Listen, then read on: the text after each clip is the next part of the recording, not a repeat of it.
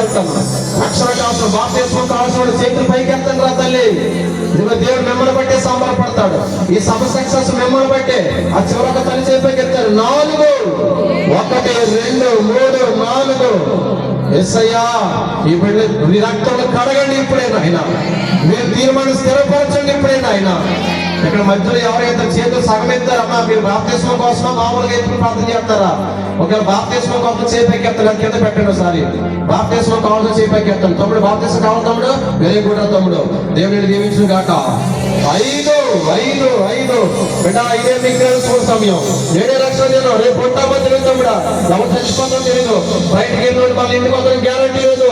ఆలోచించుకోండి, యేసుని ప్రేమిస్తున్నాడు, యేసుని ప్రేమిస్తున్నాడు. ఈ సమయం మళ్ళా రాదు. ఏమో ఎప్పుడు ఏం జరుగుతుందో మనకు తెలియదు బిడ్డ. నా జీవితం మారిపోయింది బిడా బిడా బిడా. నా యేసు ప్రేమిస్తున్నాడు. ఇదిగో చివరి పిలిపిస్తున్నాను. ఇంకా ఎవరికైనా బాప్తిస్మం కావాలంటే ఇది విజయ లాస్ట్ ఛాన్స్.